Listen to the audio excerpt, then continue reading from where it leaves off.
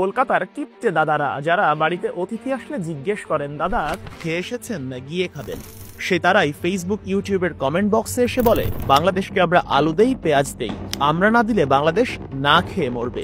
অথচ ২৬ লাখ ভারতীয় চাকরি করে বাংলাদেশে, যাদের অধিকাংশেরই নেই ওয়ার্ক পারমিট। আপনি শুনলে আটকে উঠবেন। আমাদের প্রবাসী ভাইদের কষ্টার্জিত বাৎসরিক রেমিটেন্সের প্রায় 1/4 চলে যাচ্ছে ভারতে।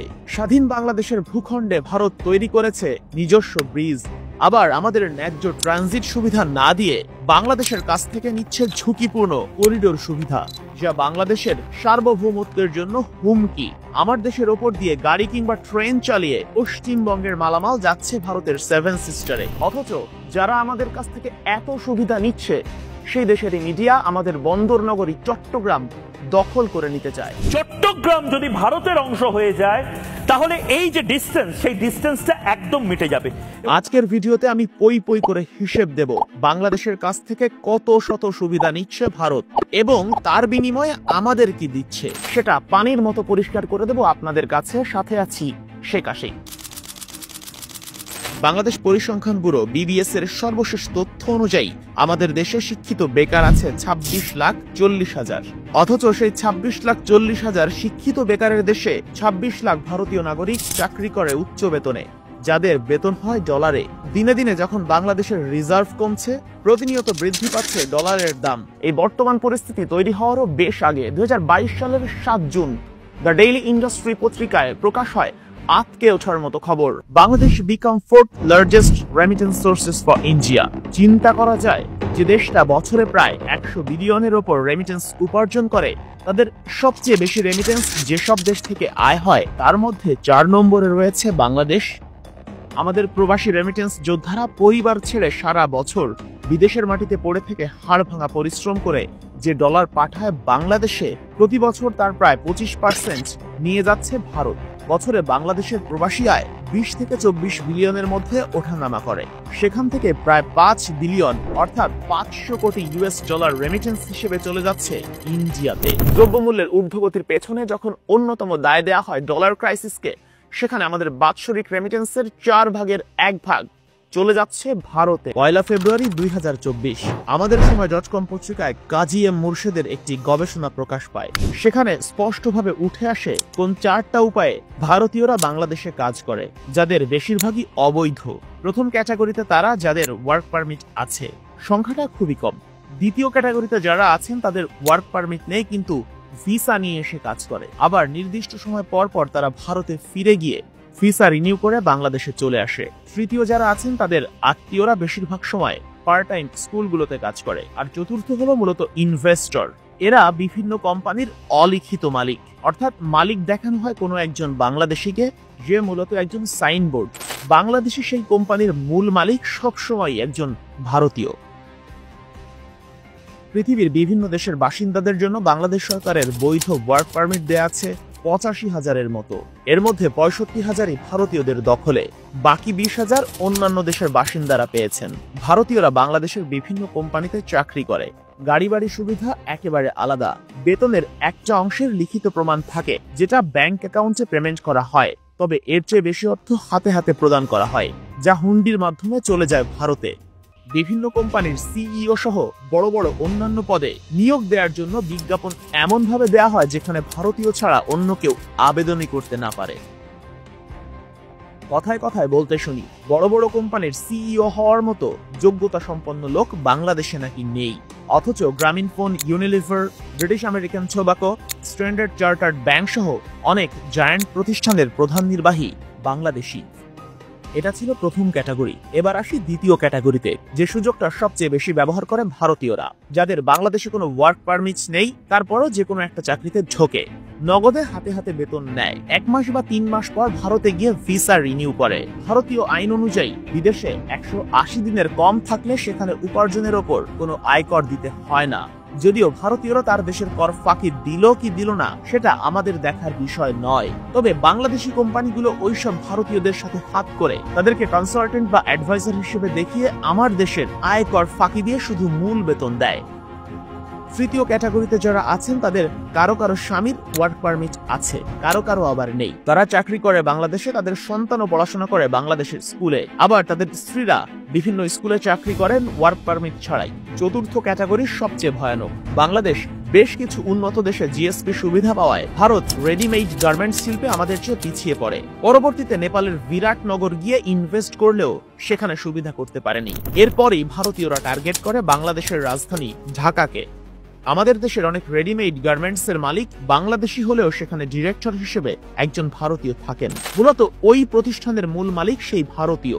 বিদেশি ক্রেতার সঙ্গে দরদাম থেকে শুরু করে সমস্ত ইনভেস্ট থাকে ইন্ডিয়ানদের হাতেই। ওই প্রতিষ্ঠানে বাংলাদেশি যারা থাকেন, মালিকানার লাইসেন্স তাদের যে কোনো একজনের নামে থাকলেও সে শুধুই একজন বেতনভুক্ত কর্মচারী। অর্থাৎ বাংলাদেশের জিএসপি সুবিধা ব্যবহার করে সমৃদ্ধ হচ্ছে ভারতের অর্থনীতি। এই একই উপায়ে বাংলাদেশে অনেক রেস্টুরেন্ট আর কাপড়ের দোকানের মূল মালিকও ভারতীয়রাই। আমাদের স্বাধীনতারও আগে থেকে বাংলাদেশের অভ্যন্তরীণ রাজনীতি নিয়ন্ত্রণের চেষ্টা করে এসেছে ভারত, এখনো করছে।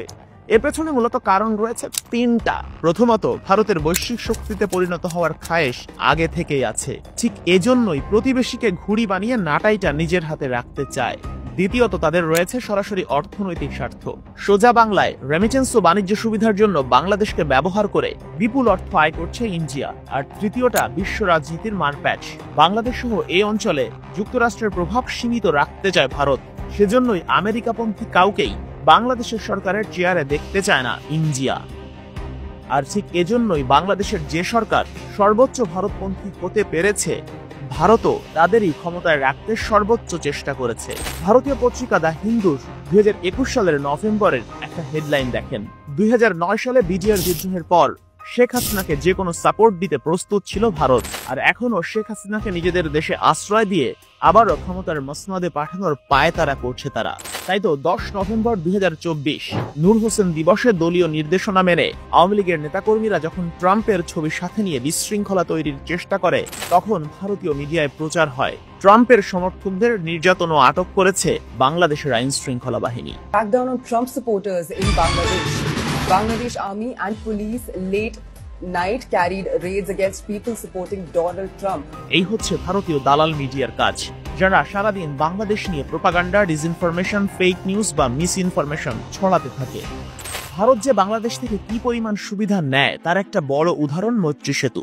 চট্টগ্রাম বন্দর ব্যবহার করে কলকাতার দাদারা যেন ত্রিপুরা, অরুণাচল, মেঘালয় কিংবা নাগাল্যান্ডে মালামাল নিয়ে যেতে পারে, সেজন্য 2015 সালে শুরু হয় মৈত্রী সেতুর কাজ। ভারতের ত্রিপুরার সাব্রুম এবং বাংলাদেশের চট্টগ্রামের রামগড়কে সংযুক্ত করে নির্মিত সেতুটি 2021 সালে উদ্বোধন হয়। নামটা মৈত্রী সেতু দেয়া হলেও এই ব্রিজ দিয়ে বাংলাদেশের আদেও কোনো কাজ নেই। তাই তো সেতু নির্মাণের সম্পূর্ণ 133 কোটি রুপি খরচ করে ভারতের সেন্ট্রাল গভর্নমেন্ট। ভারতীয় পত্রিকা ফাইন্যান্সিয়াল এক্সপ্রেসও বলছে এই সেতুটা সবচেয়ে বেশি কাজে লাগবে চট্টগ্রাম ও মোংলা বন্দর ব্যবহার করে পশ্চিমবঙ্গের পণ্য সামগ্রী নর্থ ইস্ট ইন্ডিয়া অর্থাৎ 7 সিস্টারে পাঠাতে। একবার ভাবুন, বাংলাদেশের বন্দর ব্যবহার করতে বাংলাদেশের জমিতে নিজস্ব অর্থায়নে ভারত তৈরি করেছে ব্রিজ, আবার নাম দিয়েছে মৈত্রী সেতু, যে সেতু ভারতের অর্থনীতিতে রাখছে বড় ভূমিকা। এই সুবিধা পৃথিবীর আর কোন দেশ দেয়? এই কথাগুলো আপনি কখনোই কোনো ইন্ডিয়ানের মুখে শুনবেন না। শুধু কমেন্ট বক্সে তারা এসে বলবে বাংলাদেশকে আমরা আলু দিচ্ছি, পেঁয়াজ দিচ্ছি, কিন্তু এর বিনিময়ে যে ডলার নিচ্ছি সেটা আবার তারা বলবে না। অথচ কলকাতার ব্যবসায়ীরা বাঁচেই বাংলাদেশ দিয়ে। বাংলাদেশিরা ভারত যাওয়া বন্ধ করে দিলে তাদের কান্নাকাটি শুরু হয়ে যায়। অতি সীমিত লোক, আমাদের ব্যবসার খুব সমস্যা হচ্ছে। আমাদের এই বিজনেস বাংলাদেশের প্যাসেঞ্জারের উপরেই আমাদের বিজনেস নির্ভর করে। যেহেতু এখন একদম বাংলাদেশ থেকে লোকজন আসছেন না, তো আমাদের বিজনেস একেবারে তলানিতে গিয়ে থেকেছে। বাংলাদেশ থেকে নেয়া ভারতের সুবিধার গল্প এখনো শেষ হয়নি। এখন শোনাবো সবচেয়ে ভয়ানক করিডোর সুবিধার কথা। মনে করি এ দেশের কোনো গাড়ি বিদেশ হয়ে সি দেশে মালামাল নিয়ে যায়, কিন্তু যদি এমন হয় ভারতের একটা মালবাহী ট্রাক বাংলাদেশের বর্ডারে এসে কোনো একটা বাংলাদেশি ট্রাকে মালামাল তুলে দিল এবং বাংলাদেশি সেই ট্রাকটা ভারত বা অন্য কোনো দেশের বর্ডারে সেটা পৌঁছে দিল, সেটা হচ্ছে ট্রান্সশিপমেন্ট। এসব সুবিধা তো ভারত নিচ্ছে, এর সাথে নিচ্ছে ভয়ানক আরো একটা সুবিধা। 2018 সালের 25 অক্টোবর দিল্লিতে বাংলাদেশ ভারত একটা চুক্তি সই হয়, যে চুক্তিপত্রটা এই মুহূর্তে আছে আমার হাতে।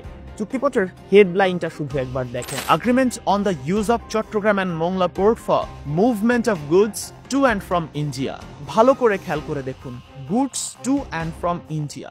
অর্থাৎ আমার দেশের রাস্তার ওপর দিয়ে আমার দেশের চট্টগ্রাম ও মোংলা বন্দর ব্যবহার করে ভারতীয় গাড়িতে করে ভারতের এক রাজ্য থেকে অন্য রাজ্যে মালামাল পাঠানো হচ্ছে। একেবারে সহজ বাংলা আমি যদি বলি, আপনার প্রতিবেশীর এমন একটা জমি আছে যেটাতে যেতে হলে তাকে পাহাড়, বন্দর, সমুদ্র পেরিয়ে যেতে হবে, কিন্তু সে যদি ওই পথে না গিয়ে প্রতিদিন আপনার উঠোনের উপর দিয়ে যায়, তখন তার অর্থ এবং সময় দুটোই বেঁচে যাবে। এটাই হচ্ছে করিডোর সুবিধা। এজন্যই কোনো রাষ্ট্র কাউকেই করিডোর সুবিধা দেয় না, কিন্তু বাংলাদেশ এই সুবিধা দিয়ে আসছে ভারতকে।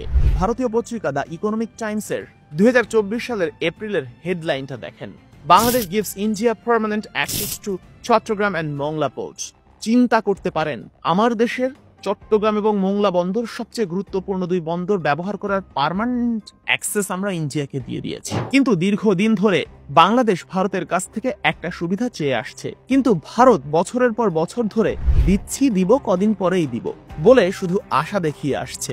নেপাল ও ভুটান 1976 ও 1984 সালে বাংলাদেশের সাথে ট্রানজিট চুক্তি করেছিল, কিন্তু ভারত তাদের দেশের ওপর দিয়ে বাংলাদেশের মালবাহী গাড়ি চলাচলের অনুমতি দেয়নি।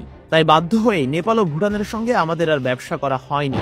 অথচ ইন্টারন্যাশনাল ট্রেড অর্গানাইজেশনের শর্ত হচ্ছে তাদের এক সদস্য আরেক সদস্যের উপর দিয়ে তৃতীয় কোনো সদস্য রাষ্ট্রে মালামাল পাঠাতে চাইলে মাঝের দেশটা ট্রানজিট সুবিধা দিতে বাধ্য, কিন্তু ভারত এসব নিয়মের তোয়াক্কাই করে না।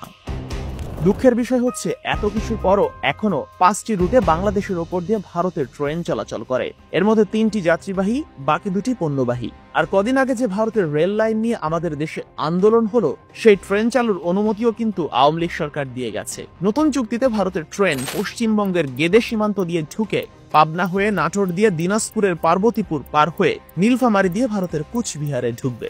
এই হচ্ছে আমার বাড়ির উঠোন ব্যবহার করে ভারতীয়দের এক রাজ্য থেকে আরেক রাজ্যে যাওয়ার রুট। আমাদের দেশের ওপর দিয়ে মালামাল টানার জন্য ভারত আমাদের কিছু টাকা পয়সা দেয়। পরিমাণটা শুনবেন, প্রতি চালানে 30 টাকা প্রসেসিং ফি, টন প্রতি 20 টাকা ট্রান্সশিপমেন্ট ফি, 100 টাকা সিকিউরিটি চার্জ ও 100 টাকা প্রশাসনিক চার্জ, এর সাথে 15% ভ্যাট, আর প্রতি কিলোমিটার রাস্তা ব্যবহারের জন্য 1 টাকা 85 পয়সা। কিন্তু দুঃখের বিষয়, আন্তর্জাতিক পেমেন্ট হলেও ভারত আমাদের ডলারের পরিবর্তে টাকাতেই পেমেন্ট করে, আর আমাদের কাছ থেকে নেওয়ার সময় ভারত কিন্তু তাদের পেমেন্টটা ডলারেই নেয়। বাংলাদেশ ও ভারতের মধ্যে 54টি আন্তঃদেশীয় নদী রয়েছে, এর মধ্যে 53টি নদী ভারতের উজান থেকে বাংলাদেশের ভাটি অঞ্চলে প্রবাহিত হয়েছে। কিন্তু দুঃখের বিষয়, ভারত আন্তর্জাতিক নদী আইন লঙ্ঘন করে তার উজানে অবস্থিত নদীগুলোতে অবৈধ বাঁধ ও ব্যারেজ নির্মাণ করে নদীর পানি আটকে রাখছে এবং নদীর গতিপথ পরিবর্তন করে সেই পানি আবার ভারতে নিয়ে যাচ্ছে। ফলে আমাদের দেশের অংশের নদীগুলো হারাচ্ছে নাব্যতা।